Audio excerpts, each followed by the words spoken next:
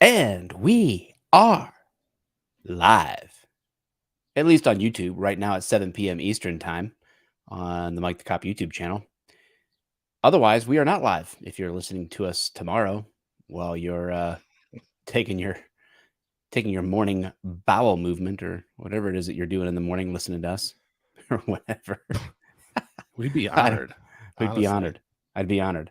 We could be doing I literally anything, I but would you like chose to. to do that. Well, I'll take what we can get.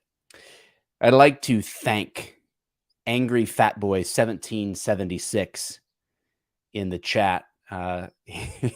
As he said, you've got 8 people watching and are supposed to start in a few minutes. Sad. I asked him what's sad about that. That there's only 8, or that you're one of them.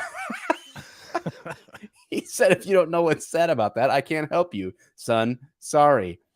I promise you, I won't be one of them. I'm just checking in to see how stupid you effers are. So my Wow. reply is that I just love how I live absolutely rent free in his head. That he is living such an amazing life that the highlight of his Wednesday is to tune in to a live stream of a person he hates, just to comment, which only further helps me, the one he hates. It cannot possibly do anything negative to me. It only helps. It's Surprised you didn't know amazing. that. So thank you, Fat Boy 7076 or whatever you are. Angry All right. fat boy.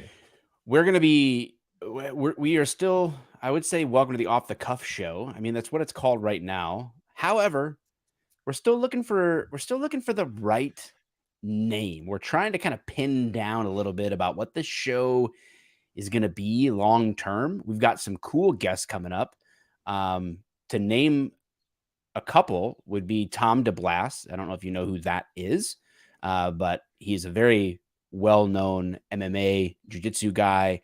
Also has a huge anti-bullying campaign that he's launched recently, and just an all-around good dude. He wrote a book called How You Bear It, and it talks about the abuse he endured growing up and kind of how that shaped him now and overcoming that and all that stuff. So I commend that to you ahead of the interview. It'll be a couple weeks, maybe like 3. We've got Dr. Mike Simpson coming on, special forces dude with an ER doc background after that. Like lots of cool stuff from him. He wrote a book called Honed, like so basically about optimal performance for dudes in their 40s.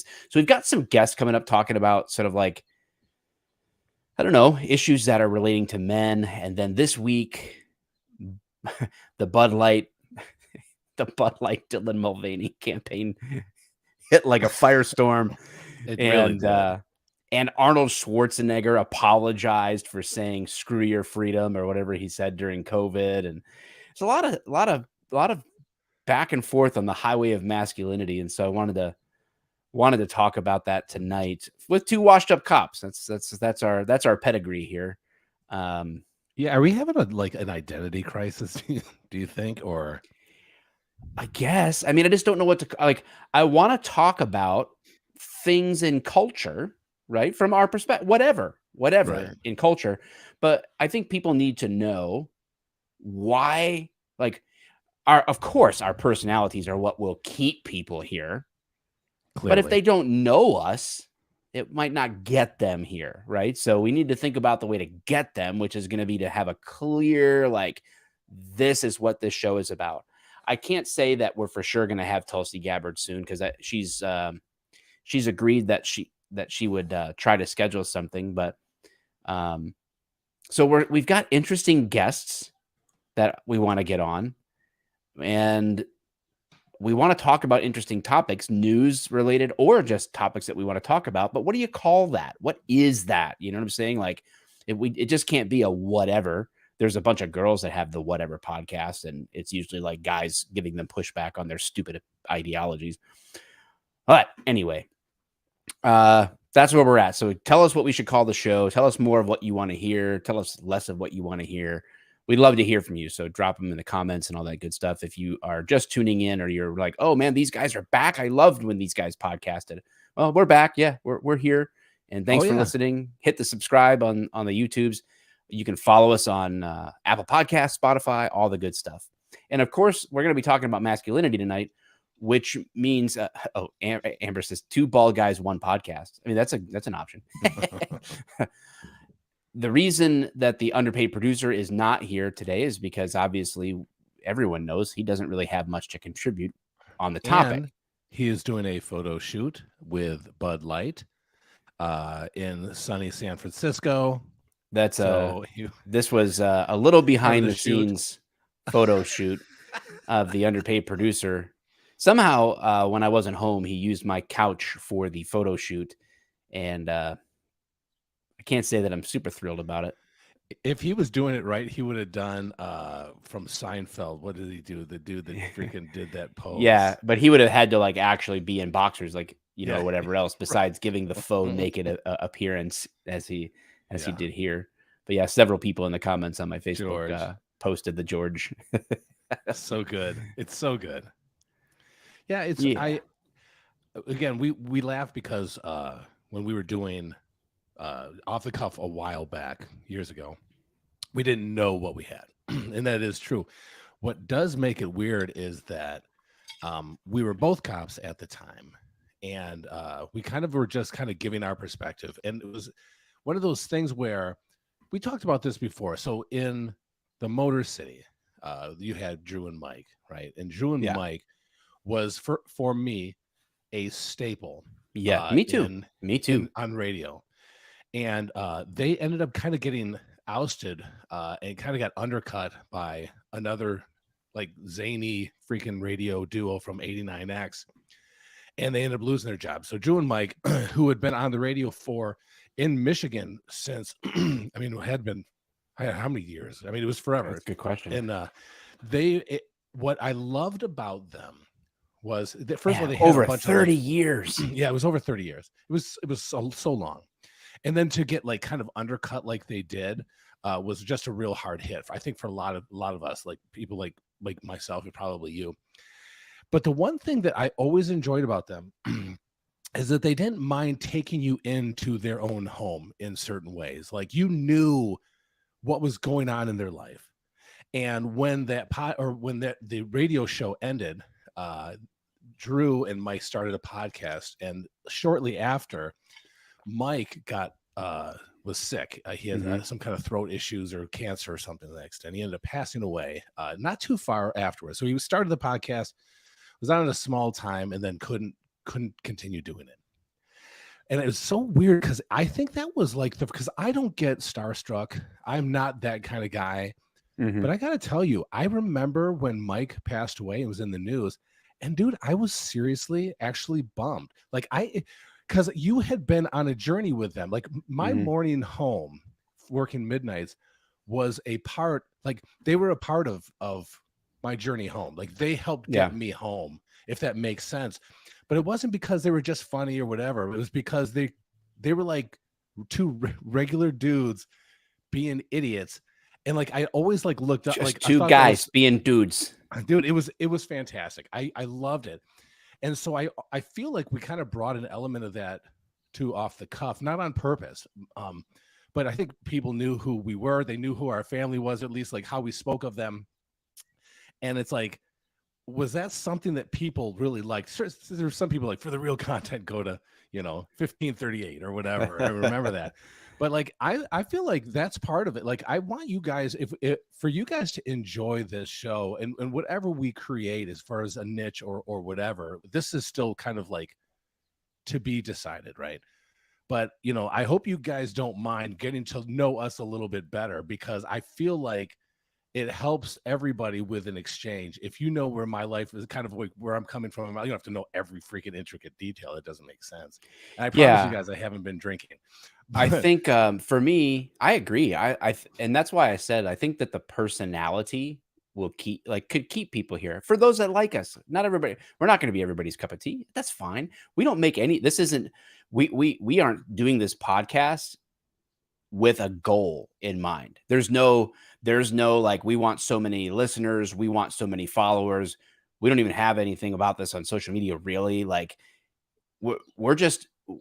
we over the years have come to enjoy so much getting to just hang out this way and smoke and joke, so to speak, and enjoy it, that we didn't want to stop. Like, we just wanted to kind of come back. We missed doing it, so we can do it. So we don't really have like this goal. A lot of times people set out with on a podcast with like, man, we want to grow this thing so that we can be podcasters, right? Like, that's what we want to do. It's like, well, I mean, that's not my goal here.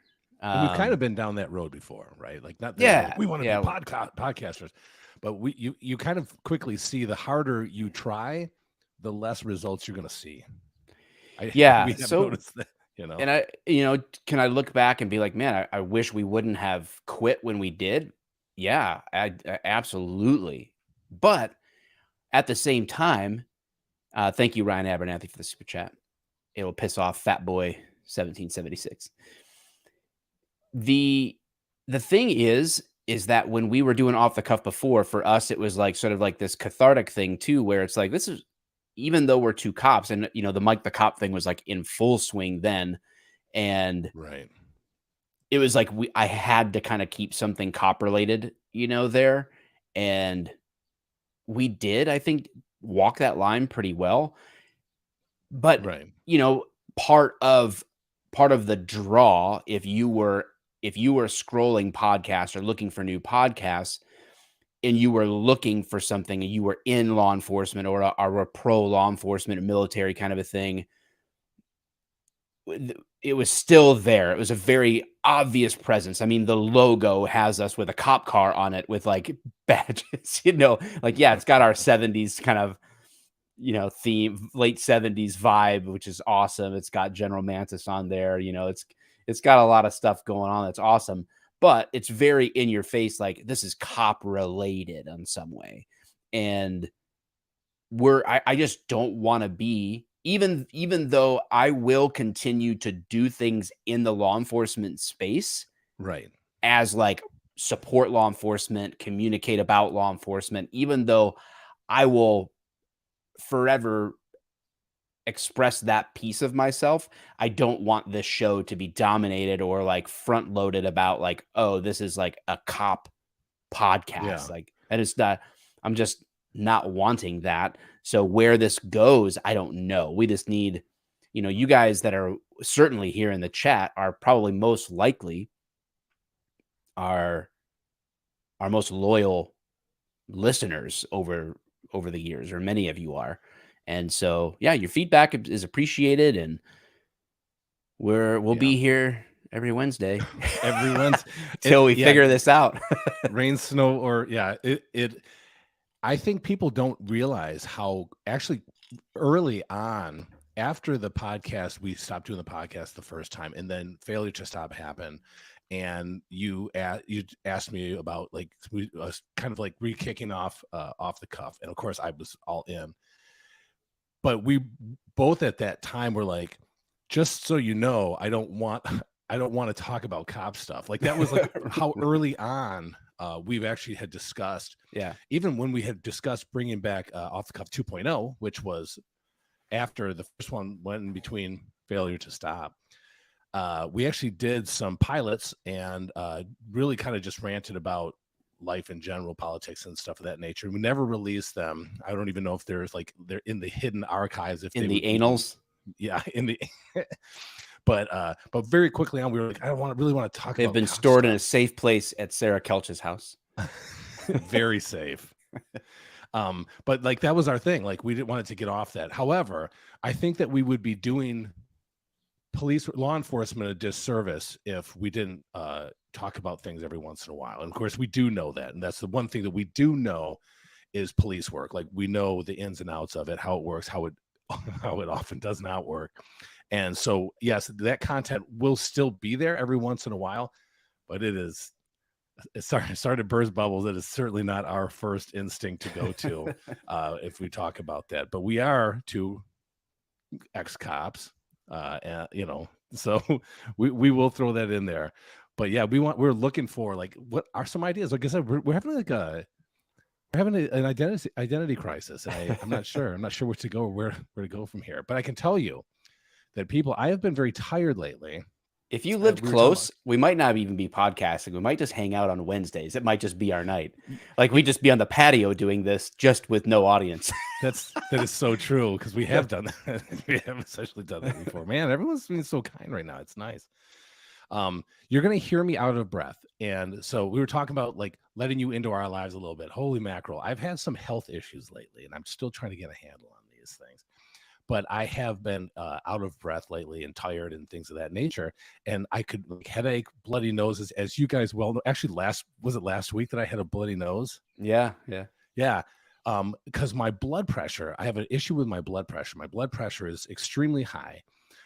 And my hemoglobin levels are what they call critically high. I have no, like to the point where my doctor's like, dude, what did he say? He's like, if you feel any signs of a stroke, he gave you a you call jitterbug phone 911 immediately. and put it around your neck with only 911. There's just one button.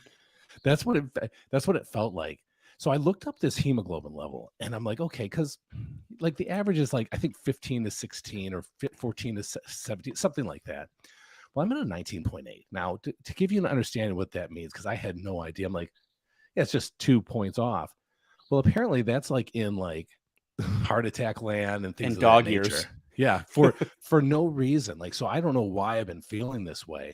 We're trying to get a handle on it, and but man, I haven't really been able to work out or anything else, and literally just talking like makes me tired. My breath, I'm like, goodness. So you're gonna hear me heavy breathing. It's not because I'm being frisky and sexual until I say that it is, and you'll know the difference. Is it too personal of a question to ask if you got the jab?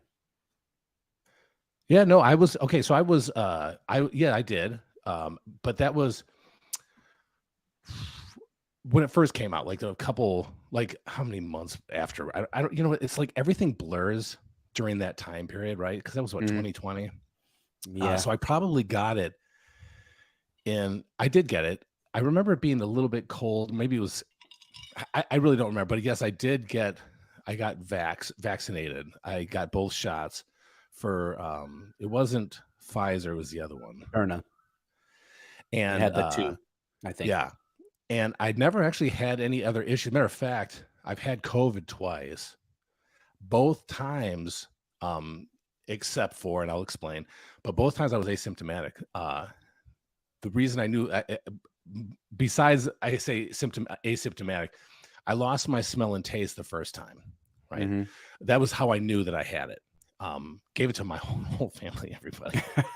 Gave it to my dad, his wife, everybody that shouldn't have had like been dogs sick. got it. You cross a new breed.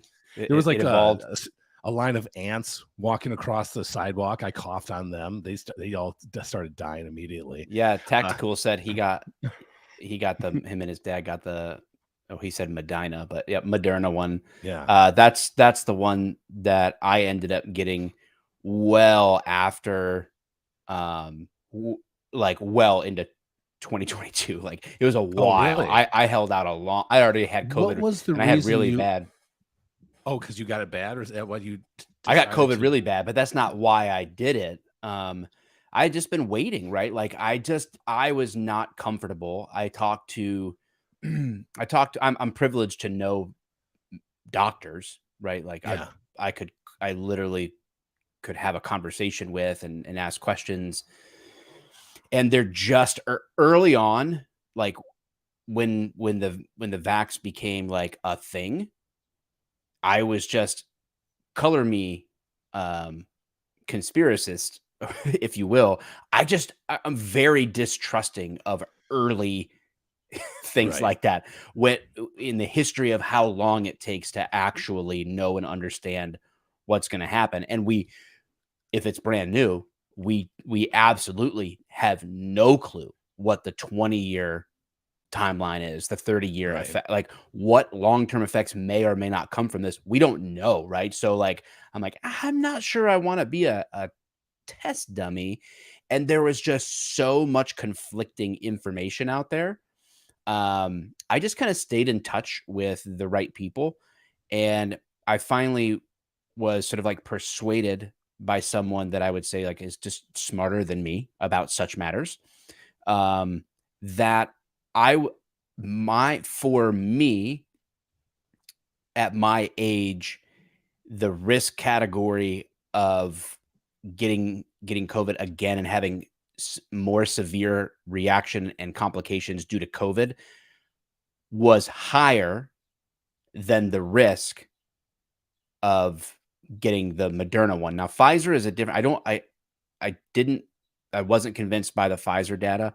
Moderna, I felt like had a better product comparatively. And again, I was on the receiving end of most of this information in conversation, I'm not an analyst by any stretch of the imagination. So um, then I talked to a doctor again about it after this friend that I considered smart on such matters and had done a lot of research on it, um, and decided to go ahead and get the Moderna. But I have gotten that same doctor that was kind of like the final advice giver to me about that.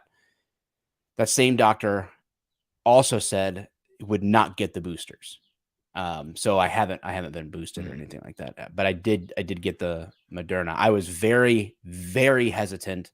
I held out for, almost 2 years of COVID being on the planet, or more, till I said, like, all right, Right. like I'm the guy that was like faking vaccine documentation. I was like, nah, I'm good, right? Because I'll get the natural immunity, and that'll do me just fine. But anyway, I don't want to just talk about vaccines or whatever. But No, I was just curious, and it's kind of Yeah. sad that we live in that world now, where it's like every time somebody dies, now we're like, well, did they get like right. And that comes from how contested this whole thing was, and sometimes it's a perception thing too, and that's where like, oh, these people just dropping dead. Well, people have been dropping dead since human history. So I don't know that that's like per se a higher rate, because statistics can be skewed, of course. But it's like the train derailment thing. It's like, oh my gosh, how is this all happening? Guys, we have 1,500 train derailments per year. Like we have 2 or 3 a day. And it's been that way. Our infrastructure with trains sucks. So that's just the way it is. Like it just happened to have bad chemicals on it in Palestine, Ohio, or whatever. You know what I'm saying? Like, I agree. So when I do remember now, I ended up getting my vaccines after I got COVID the first time, because I got COVID in November, just in time for Thanksgiving, in time to not enjoy Thanksgiving, I should say.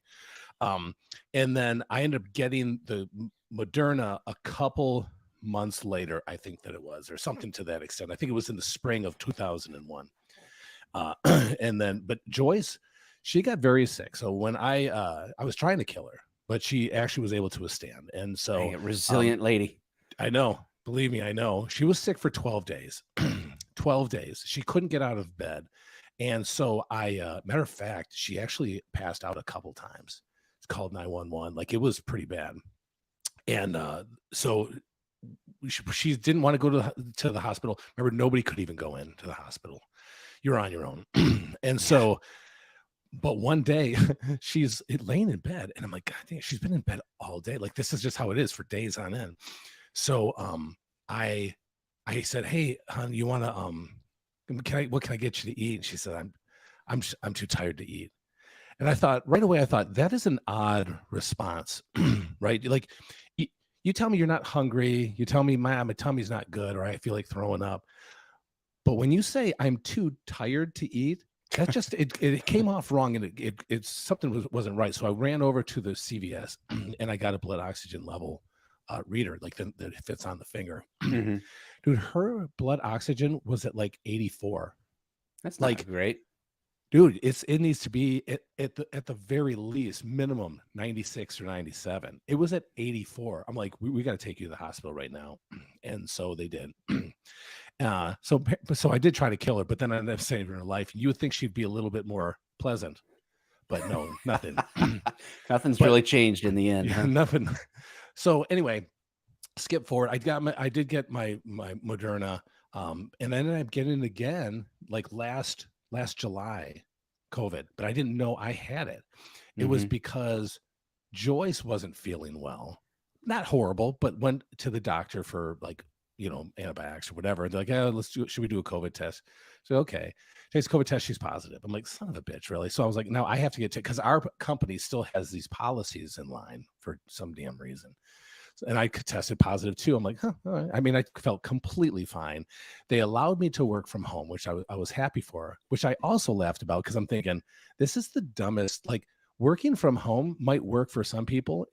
In certain positions, dude, it does not work for my position. How am I supposed to properly pre a parking lot on a scanner? You know what I mean? Like, I need to be there to be able to enforce laws, but whatever. I guess as a pre-responder, it's not easy. But so let's skip to that. So, but anyway, so I'm not feeling well, and bloody nose is everything. And remember, I was saying, like, in jujitsu, I was having a hard time, almost like I was having a panic attack.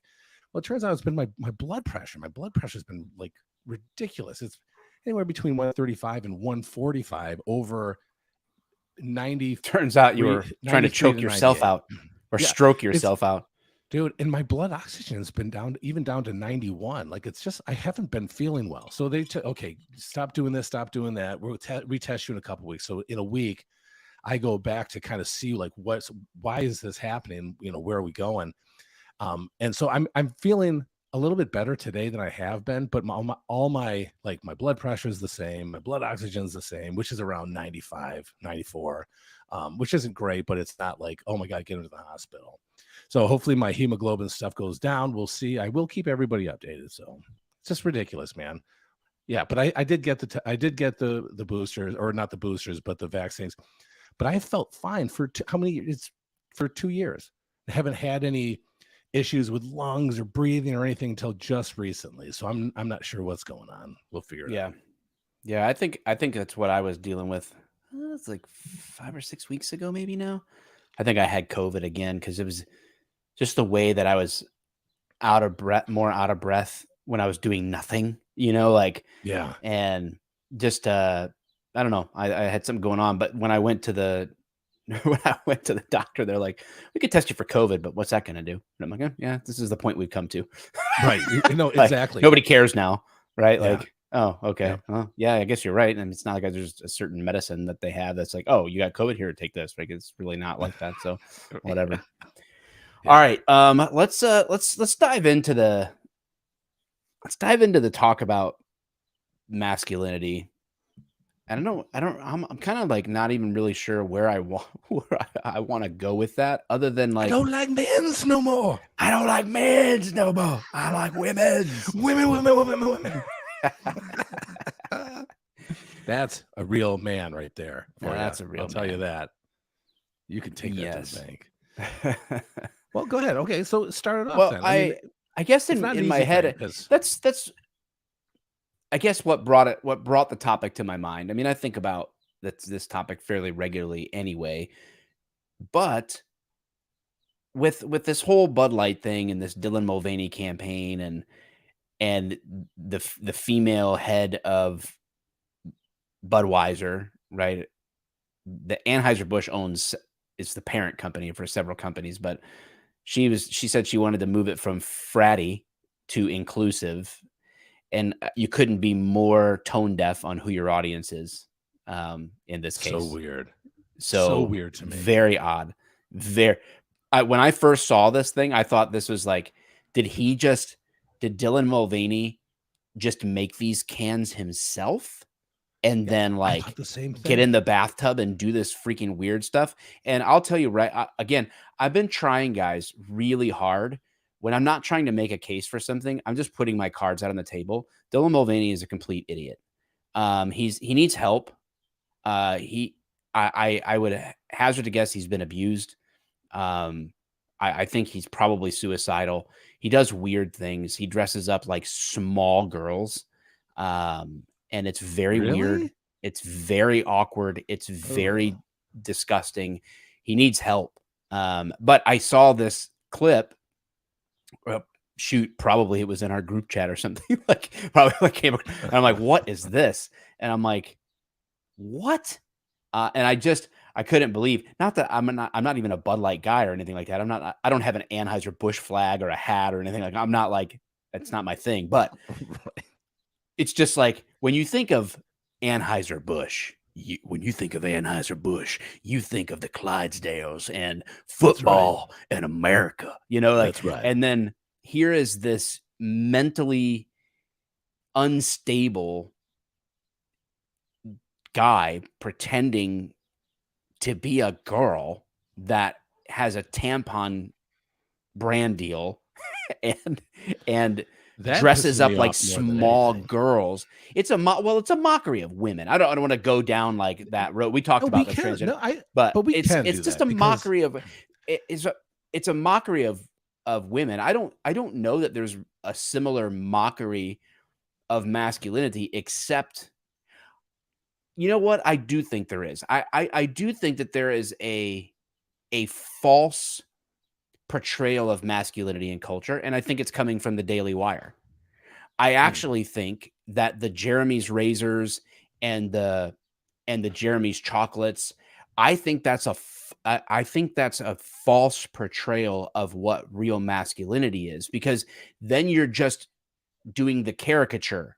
Like right. Yeah. Dylan Mulvaney is being a caricature of what he perceives a woman to be. Oh, And oh yeah. Great so point. with the masculinity side of things, the Jeremy's razors, they they're just taking us from 2023 to 1950, Right. where it's the pinup girl, like guys have the pinup girls around them or their calendars, and they wear high-waisted pants and if they do these masculine things like muscle cars and whatever, like it's like, okay, but is that the essence of manhood, right? Like, is that how we battle? Is that how we battle an ideology? Is by just replacing it with another caricature of gender? You know what I'm saying? Like, that's where they lose me a little bit about. So I think on some level, there's not a lot of chicks pretending to be dudes that capture a lot of guys' attention and as a role model for men. So I can't imagine these guys becoming women are by most women being treated like a role model. But anyway, the whole thing got me thinking about the state of masculinity, real masculinity in our culture, and maybe that's a good spot to start. What Where did you learn masculinity? What did you learn being masculine was? When did you what's your earliest memories of maybe piecing together this is what a man is about? I think to my uh detriment. And I said this when my daughter got married. I did the speech was essentially my idea of a man was the the father who works so hard that he can't even see his family. And to me, that was always an idea because I mean, when we're little, we always look up to our parents, right? So I clearly always looked up to my father. And I know there can be a fine line between kind of fearing and loving also, because I did fear my father in certain ways. Um, but that was I think that would be like my first like idea of what masculinity was. My dad comes home. Um, uh, and I mean, I'm not gonna, because I've talked about my dad before. I mean, we get along, is great, but we're very different people. And back in those days, he had some issues, and so when he would come home, those issues would play out, and it was like, it's just I I didn't know, like, then that's when my confusion started coming in. But I guess, like, in the beginning, when it first, like, his idea of work, his work ethic to me was extremely masculine. Like, he did everything that he could to ensure that we had food on our plate. And to me, that was like a huge thing. And then kind of breaking off from there was comic books, WWF, things of that nature, things like He-Man. And I know it may sound kind of dumb, G.I. Joe. They were the epitome of men, and they like, especially like superheroes back then. Now we could talk about superheroes now because all of them want to be fucking gay and everything else, making Spider-Man gay. But back then, like, you looked up to them because they were the epitome of not just manhood or womanhood, but they like were the best of people. It was before like the soap operas started happening inside the comic books, like I said, and people started doing like all these moral issues and social issues and things of that nature, to the extent where it became a joke. It is a joke now. And but that would be mine. What about yours? Probably in a lot of ways pretty similar. I I think that my some of my earliest memories when we moved to Michigan, I spent a ton of time with my grandparents. Like uh my dad worked, right? And then my mom early on was doing work as well. It's a little bit of stuff outside the home, and then she was in a car accident. My brother and I were in the car accident with her. So my early connection to seeing my dad, who was probably the heaviest impression early on, right? But I spent a ton of time with my grandfather as well, and my grandfather was always one of those guys that he worked at Great Lakes Steel, and then he retired, and he worked at um, dropping off prescriptions between pharmacies, like transporting prescriptions and whatever. So he always worked. He even very late until he could not until working was just not an option. He worked, right? Like so that work Right. ethic that you mentioned, like I saw that. My dad always worked at least 2 jobs, um, growing up to provide because he kinda had to, whether he wanted to or not, right? Um, so a strong work ethic, right? Providing was a huge impression upon me, uh, as, like, a man provides, you know? A man Yeah, I think that that's probably, like, the biggest thing that I learned, and it would have been from my grandfather and father. However, um, I think it wasn't until later on that I really got the value. I think what I missed was a lot of presence. Um, and I think a real man is also present Yeah, right, with right, right. with and for his family. And I've recently I came through a pretty tough year last year, um, spiritually, mentally, emotionally, and this is like one of those things where like people would probably like look at me on social media or whatever and be like, never understand or know that, right? Like it was like Right. Yep, yep. the but I was really struggling to be present. And so and I look back, and this is not in any way like some form of like daddy issue, right? Like where it's like the blame game because Right. if guys had to go off to war and I don't know, fight demonic forces like the Nazis and they weren't Right. home, you don't look back and go, "Well, my daddy, she didn't love Yeah. me enough because he was fighting the Nazis." So it's not what I'm saying. I'm just saying that I think because of that, I had a real strong impression about a work ethic, the Yeah. providing part, but I missed out on a lot of the presence part. That picked back up again when I think I can see now as a grown man, oh, my dad was just in a better financial place. And so then, you Mm-hmm. know, he was teaching me how to work. Like my grandfather, I've been working since I was like 7, dude. Like my Right. grandfather took me, he had me doing a racket because he was going to CVS pharmacies and delivering these medications. He would have to go in, do paperwork, all this stuff, right? So he was there for a little bit, and they would have these small strips of grass. And if you're like in the Metro Detroit area, you'll know what I'm talking about. Like they don't have a lot of yard at a CVS or something like that. They usually have like some type of like near the road strips of grass. He he loaded up his and the gas powered all steel lawnmowers were not light back then in the early 80s. And he would load that up and bring me with him while he was working. and he would have me make like $5 a lawn while he was inside CVS. He's like, "You mow the lawn," and he would give me $5 afterwards. I don't know to this day because I never asked him if he was charging 10 and only giving like he was making money off of me. I don't know. It's possible. That's what I would do to my grandkids. Or But were they just going, "What the hell is that kid doing cutting our lawn?" yeah, and he was just giving me $5. Like, why? Well, we're not going to stop him, right? Like, I don't know. It could have been that too. So, and then my dad helped me and my brother start a paper route. Like, he really started to get present with us through helping us learn to work. And my dad pastored a church when I was growing up. That was one of his jobs, and he worked in insurance sales as well, like as his full time normal gig.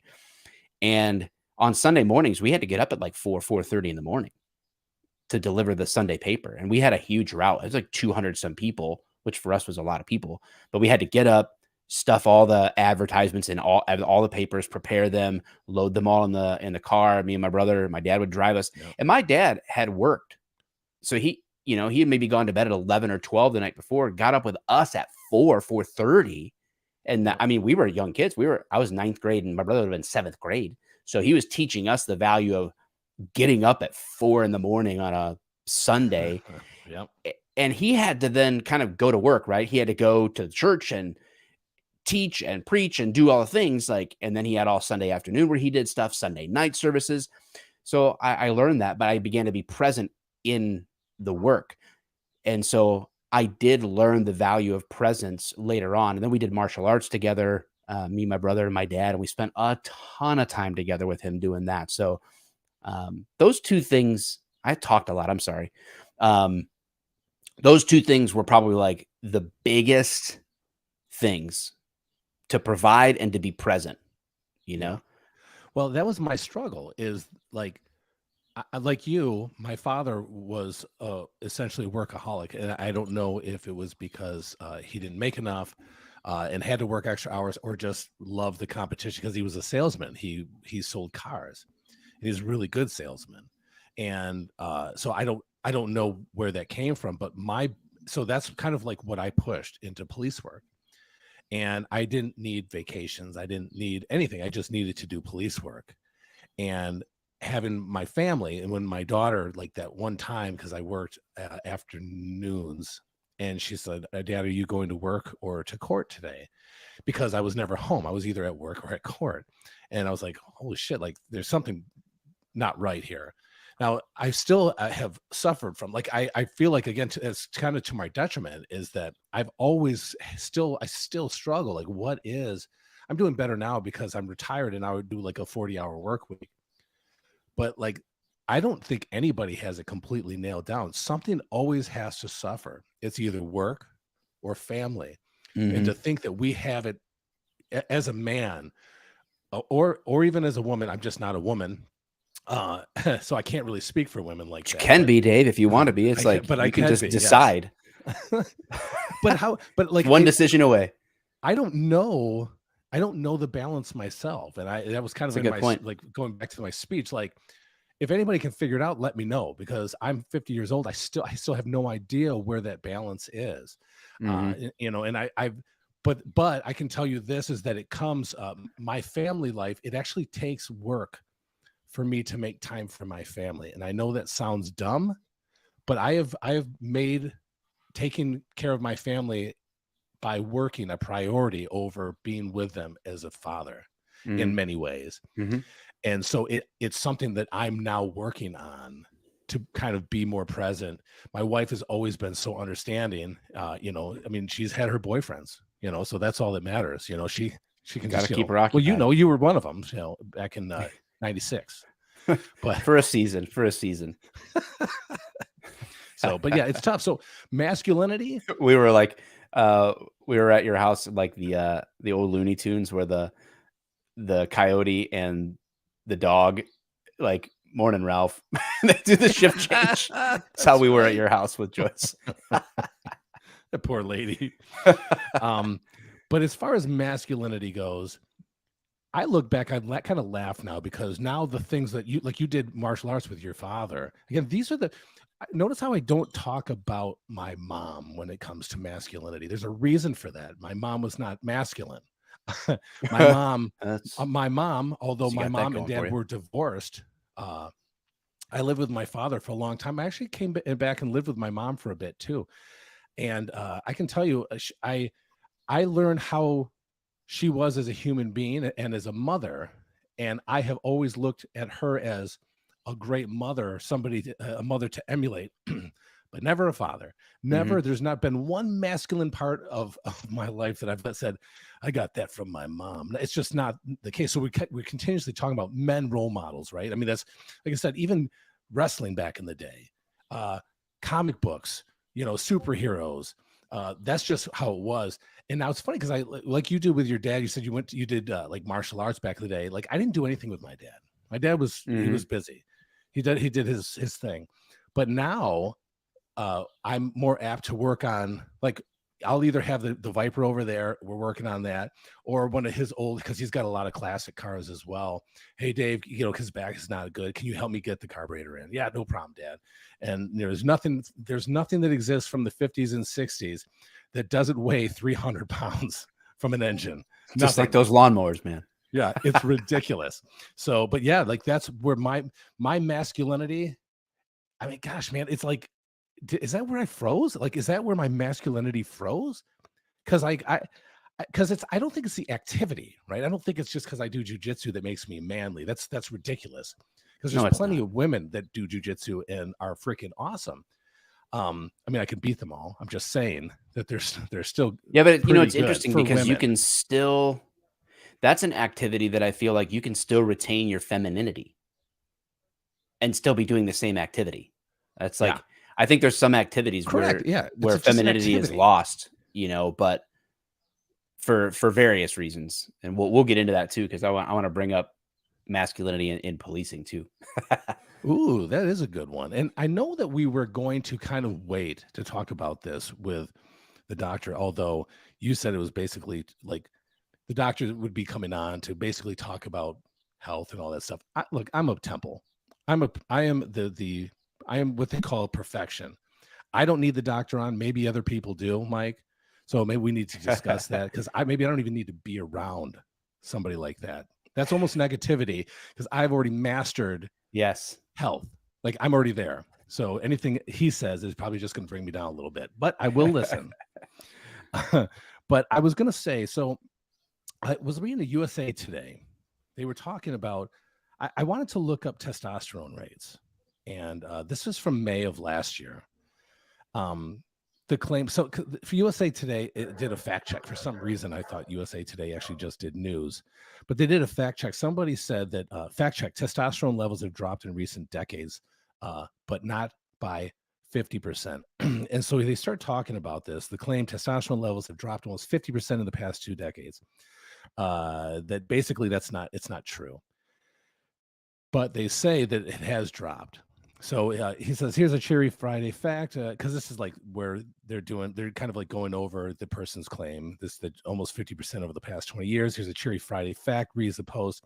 An average 22-year-old male today has roughly the same testosterone levels a 67-year-old had in the year 2000. Yeah, I've seen Right. Average blips of that or testosterone has whatever. fallen close to 50% in the last 2 decades. Now, this person says the post was screenshotted, shared, blah, blah, blah.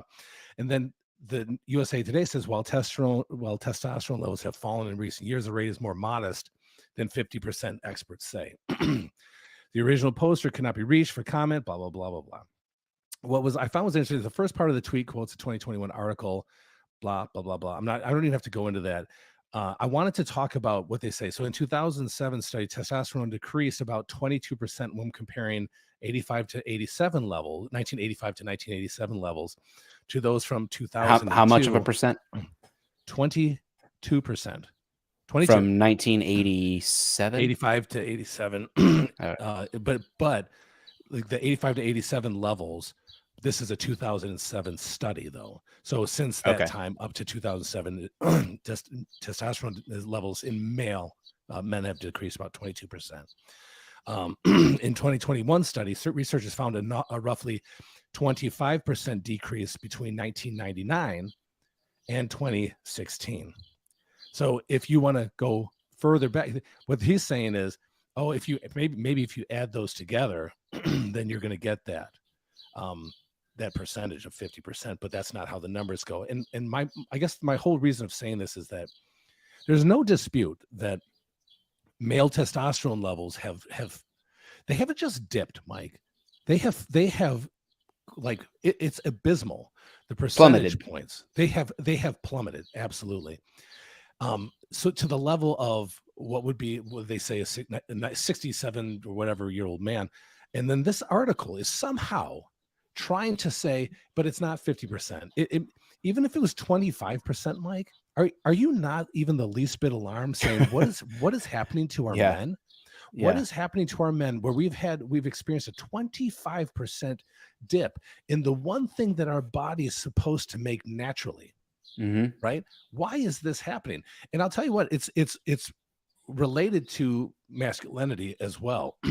One thing they cite is possibility because obesity levels are up. Now, I didn't get a chance to look at obesity statistics between, we'll say 85 or 1999 and 2016, 2017. But if that's the excuse, I mean, we know there's got to be a reason for it, right? I mean, it's a natural substance that our body naturally produces. It's so prevalent that even in deer, it causes the men bucks to go absolutely insane, completely the levels of testosterone levels in deer in bucks is so prolific that it causes them to come out and risk their lives in times that they never would have done so for a doe, for a little doe JJ, right? It, so it's such a, to me, to understand that, like, deer don't just come up to human beings. They don't just come out. These bucks, you don't just see bucks all the time in a hunting situation.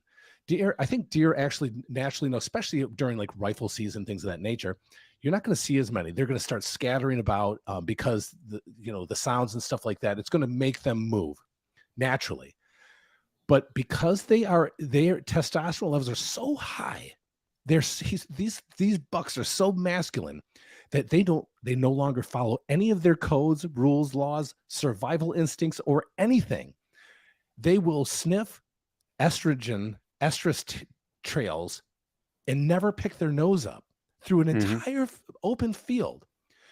Why is it that they continue to have testosterone, these levels that never change, but the human male somehow has a 25%, I'm saying closer to 50% if we're talking about the 80s until now, dip in testosterone? And somebody did say that there's additives and stuff to that. I'm looking for the answer too. They're saying obesity levels. I mean, where are we at? We're no longer chopping wood. We're no longer working on cars. They've done research that shows doing what we consider manly things does raise your testosterone level. We just don't do those anymore. Right. Yeah. We don't, human movement, doing human movements that we were designed to do, especially in larger muscle groups like legs, that will increase testosterone. Excess body fat decreases testosterone production. Our diet, yes, definitely has led to more estrogen production and the reduction of testosterone. But I think the primary culprit is a more sedentary lifestyle. I don't think men are moving like they used to, right? Where the job is physical, even getting to the job may have been physical. And then doing the job is physical, and then still doing physical activities with your sons and daughters and with your family, and you're constantly moving, right? And then I think on top of that is also some aspect of the interplay between masculine and feminine in our culture as well, because the chase isn't there there's not as much drive in our culture to maximize our mates. Yeah. And I think that that's also probably contributing to the lower one. Now that's a completely unscientific answer. That's just pure Mike talk. Like that's just my guess, but my understanding of, at least on the natural side, of what will boost your testosterone production, unless guys are, if you got a desk job and you're not moving, 10, 15,000 steps in a day, and that, not even that, but if you're not picking up heavy things and moving them as like a regularity, you're going to not produce as much testosterone. That's just how it is, I guess. It's like Right. we're not doing that. That's very uncommon. Very few men are actually lifting heavy things and and developing strength and pushing their body to produce more testosterone. It's But a why rare is thing. it is, but do you think that other countries have this same problem? I mean, we're I all don't know. about doing the same thing of nothing, the same amount of nothing, right? I'm curious about that because and this is a question for women. Are you okay with it? Meaning, I've been off the market for a while, right? Like I'm not dating, I'm not doing anything. For those who are still kind of in that market, trying to find a mate, trying to find their forever person, women in particular, trying to find men, have you found an issue with that, or is this something that you're just have grown up with? Because the testosterone levels, again, like it does take time for them to go down, but they say it's been dropping like a percentage a year. So Mhm. if you're, we'll say, 30 years old, you've probably been dating for the last 15 years. Have women seen a difference in men? I would think that they would, because I mean, testosterone is a man thing, right? And it helps men do a whole bunch of things. It's not the Neanderthal, natural drug that causes us to drag our knuckles, and it's not like that. Testosterone helps us focus. It helps us actually do so many things. It keeps our levels of, like, I say depression, but like it gives us more energy. Like this is what it's for. It's what it does. Yeah.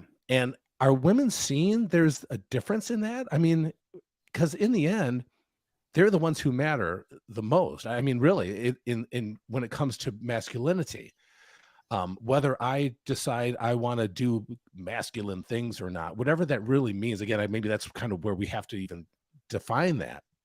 But are women finding that? Are women saying, it's we're used to it? This is what it's like. I assume this guy doesn't have much testosterone. Like, I don't know what the argument would be. Would you know? Would anyone know at this Yeah. point? Because I it's think been that over there's 20, I 30 think years. definitely there's going to be an awareness of who has more testosterone versus not. I think that that's like I think it's a biological thing for us. But I think that the casualness of relationships now has contributed to that. And if a guy doesn't have to be in pursuit, then I think it weakens him. I agree. So that's I looked up testosterone levels by country. By country 2023. Now I don't know how many there are, but this looks to be like 100 countries listed. Mhm. The last one, Don't say that. Vatican City. So Well, that kind of proves my theory, because guess who lives there? Dudes that ain't having Hey, sex with women. that's, not far off. Catherine says it well. It says, yes, it makes it very hard to find a mate with the same qualities our masculine fathers had.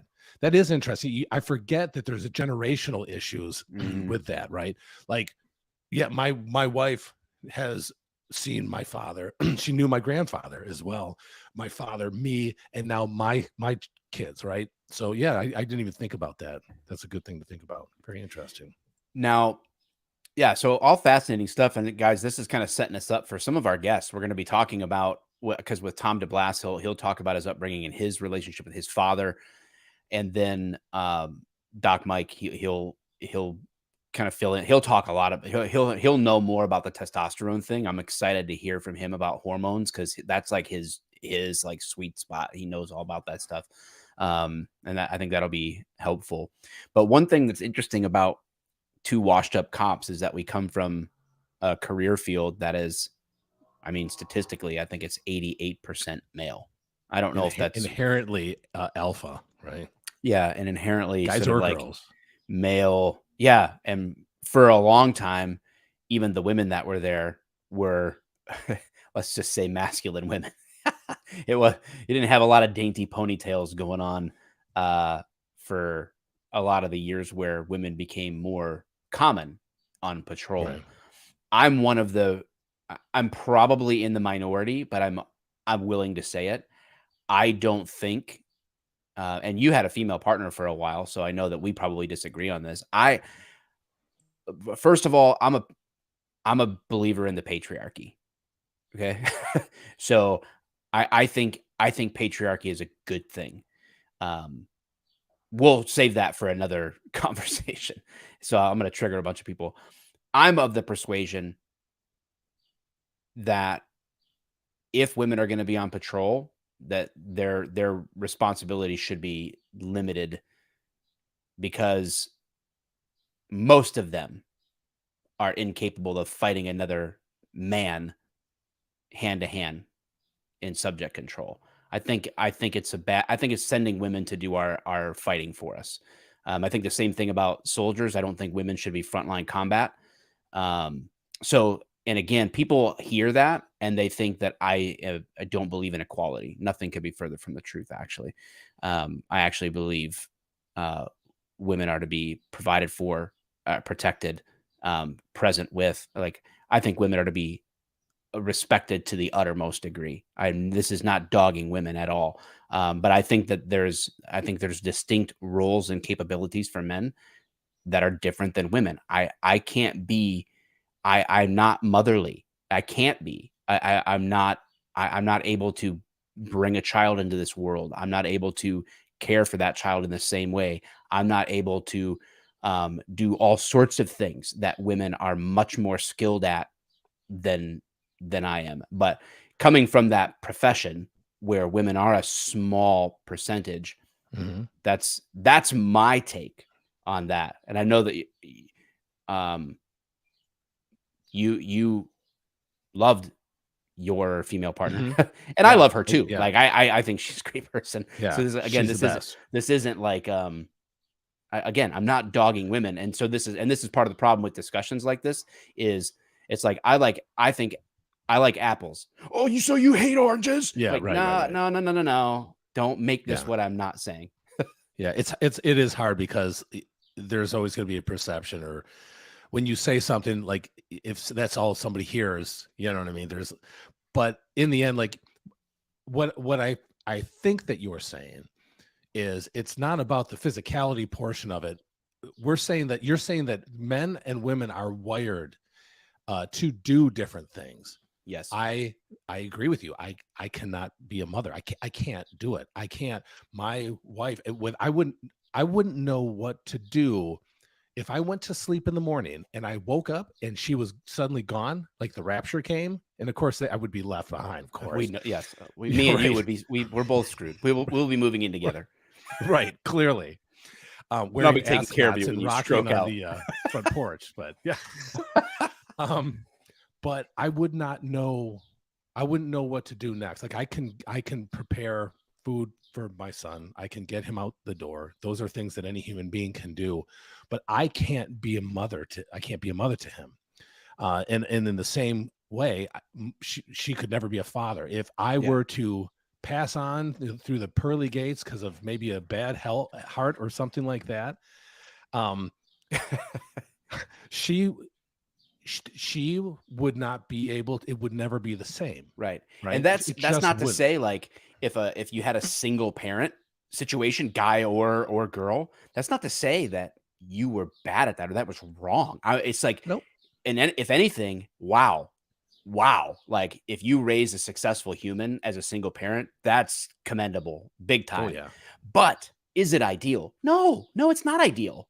No. You know what's And I would ideal in assure you that society no is single as person is a going to say the mom, same a thing. dad in a committed relationship, having kids and raising them together. Like that's Yeah. ideal, right?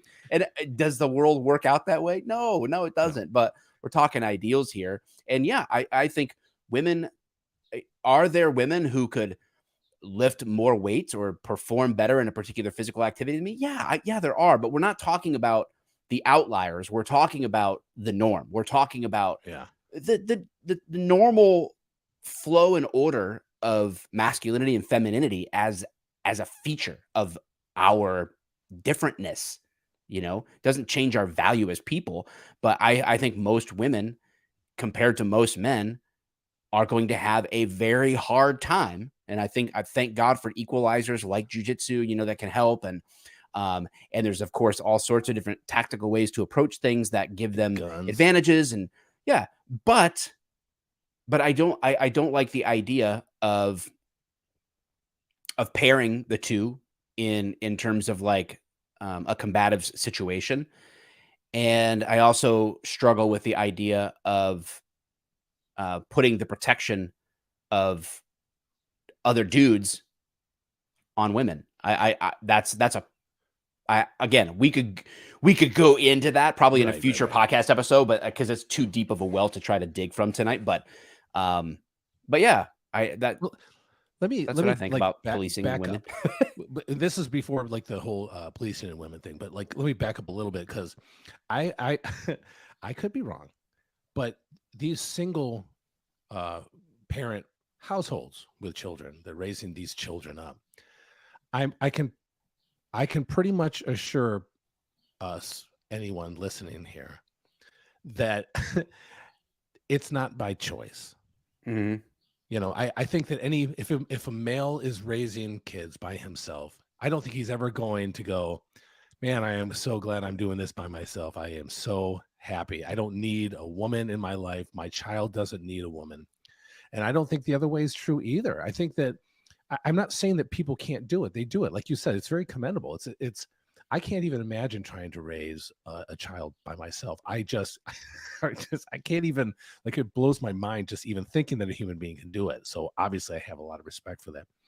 But in general, I wouldn't say that any male or female who is a single parent is going, God, I'm just so glad I'm doing this alone.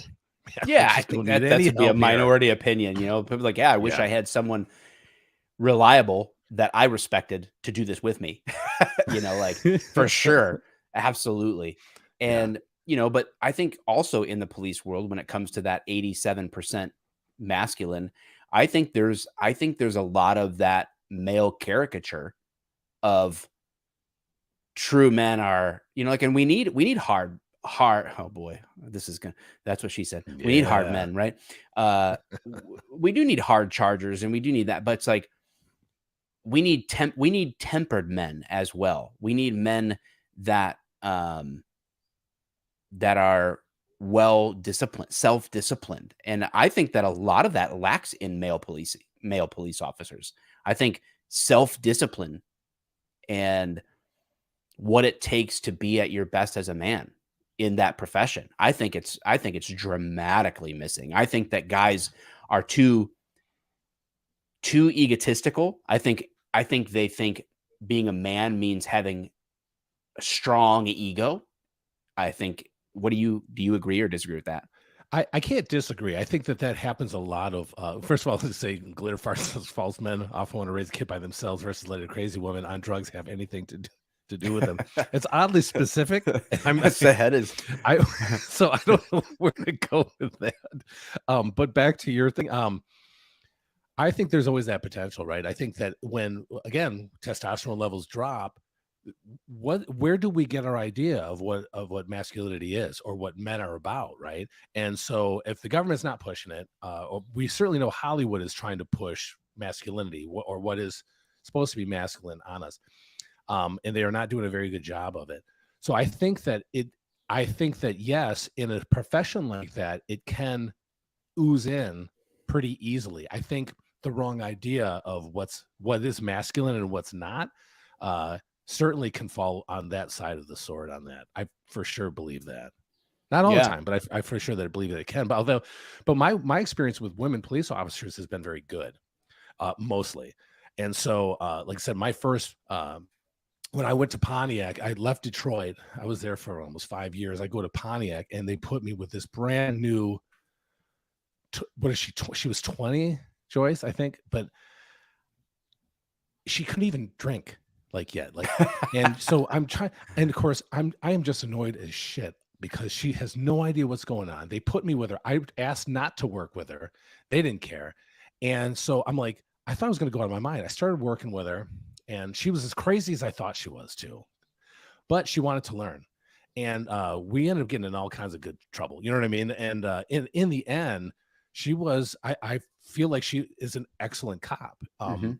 You know, her ability to kind of sift through the bullshit makes her a really good cop. I had Katie before that in Detroit. I mean, when you see a female officer striking a suspect on the head with her walkie-talkie, with her radio, there's a complete joy that comes over one's heart, you know, and because she was a badass, you know, and so like she didn't care what we got into. We had a chase one time, and it was a wild fucking chase. It was one of my wilder chases, to the point where like I remember going through this alley and knocked off the mirrors on both sides of the scout car because it like through this alley. Of course, any alley in Detroit is going to be dangerous, but it had one of those giant dumpsters. And I was like, oh shit. And she's like, oh shit, Todd. And I was like, dude, and we hammered those things, mirrors gone. And it was a really crazy, but she just was like, get it, get it, get it. Like it just didn't bother her. You know what I mean? And so so for me, I've always had very good experiences with women police officers in so many aspects of that. I have, of course, run into really shitty ones too, but I've run into more male shitty ones. I think that the difference is that percentage-wise, statistically, it would probably seem like I dealt with more shitty women, only because the sheer amount of men in police work and not women. Right. You know, Yeah, it's an interesting dynamic, but yeah, it's definitely for my first department, I worked with several women, and then this when I went to my next department, I worked with none. For my entire like 5.5 years, no, not a single. Now we had female officers in very like close proximity to us that we worked with them all the time, right? And so we saw each other all the time, and they would be on calls and different things like that. So it wasn't like I never saw a female cop, but in my department proper on my shift, me as a training officer, like I didn't have that at that department, and that's changed now since I've been gone. But yeah, it just there's a lot of like how I see the natural order. And again, that's I put it out there every time I talk about these opinions. Hey, I'm telling you where my perspective comes from. You can hate it all you want, yeah. but Well, just hating people are it going to doesn't mean it's misguide. wrong. They're going to feel it's misguided though. I think people are not going to ever really I think it's very hard I understand what you're saying, but you and I have had these in-depth conversations time and time again. I think the problem is when you say something like that, it automatically causes a knee-jerk reaction where it shouldn't, because it's not like you're not trying to offend anyone. You're saying, hey, look, this is my belief, and this is why I believe that. And I think that most people would agree. I think it's very disappointing to me because we're trying to talk about masculinity, but being a woman has been like traditional female roles has been ostracized. I feel like traditional female roles has been shit on by politics, TV commercials, Hollywood so badly that if a woman were to say, look, I'd like to stay home and raise a family, people will think there's something wrong with her. Mhm. And yet you got guys like myself and you that are going, look, dude, what you're saying is like a godsend, because I'm looking for a mate that does that very thing, that wants to take care of my family and myself. We're lucky. We're fortunate. That's what we found. But like, I think that's certainly got to be lacking in today's society. I really do. It's just, it has to be. My wife wants to be home. She wants to prepare meals for me. It's, again, I would hope that nobody would ever say something like that, but it happens all the time. Mm-hmm. If my wife wants to stay home and quote, take care of me, meaning she does my laundry, she cooks for me. But on the other hand, I do all kinds of other things. So like, we just share in our duties and our responsibilities, but we know the separation there. And we have Hollywood and politics saying, no, that's wrong. Women need to be stronger, as if it's a weakness to be doing traditional female roles, which we know is certainly not the case. I know I'm not strong enough to do it. So right. And that's the backwards message of the tolerance that we're supposed to have, is like, we're supposed to tolerate all versions of women unless it's a version that isn't, the prototypical housewife, right? Like that we're tolerant of any other alternative lifestyle you want. We'll champion that. But unless you want to do a traditional role, or what we consider traditional, then, boy, you must be oppressed. You must be in a toxic relationship, whatever. Yeah. It's just weird like that. Like somehow the man has made you his slave, right? And it's quite disappointing, because I feel like, I could be wrong, but I feel like, and again, this is not every woman, because some women like to be out and work, and that's fine. And there are some women that want to stay home. But why are we demonizing women who want to stay home? Why would we demonize the one thing that makes our society stronger? Well, I mean, I suppose I just say the answer to that, because people don't want a strong society. They don't want strong kids. Again, think I'm a conspiracy theorist, but the government works extremely hard on making sure that we are all very weak and oh, there he is. What's up, Elijah? So handsome. He's ugly, isn't he? God, he's so very ugly. Yeah. No, God, takes right after you. Are you in a serious topic right now? Yeah, we were kind of talking serious. Oh, I totally forgot about that. All right. Well, I got to go help put grandkids to bed. They're with us for a week, so that's a different change for us. We're empty nesters just in time to have Elijah around here all the time and grandkids for a week, while my daughter and son-in-law are on a cruise. What the heck, dude? What's that's ridiculous. What's going on? How do I get this end of the stick? They should be buying you a cruise. That's what I'm saying. Because of what they put you through. Yeah, that's exactly what I'm saying. Like, you spend all these years raising them, spending money to put braces on their teeth and all this other stuff. And what, you're going to get a cruise? I don't get a cruise? Can't you get me a cruise? Ugh, it's disgusting. What the heck, dude? All right. I'm pretty sure we solved the masculinity debate, so that's good. Yeah. Right. We've got our answers. We really nailed it, that topic. Look how shiny. There's nothing left to say about it. Why is he talking? It's like a road reflector. He's just being him. Gun. Anyway. All right, guys. Well, keep dropping them suggestions in the comments. Not cop-related names, you morons. We all love you, but stop being stupid. Make it related to the underpaid producer and something about my Harley. Oh God. I found a way to get it in, and I wasn't even supposed You to sure be did. here. He wasn't even on the podcast. Even on the podcast, on the podcast graphic, whatever it is, he's got to be riding a Harley. Oh yeah. That would be awesome. It would be awesome, actually, kind of as a graphic, but in real life, it just makes you gay. Okay. All right. We'll talk to you guys next week. Same bat time and channel here, 7 p.m. Eastern, or listen on whatever podcast you listen to. Device. Bye.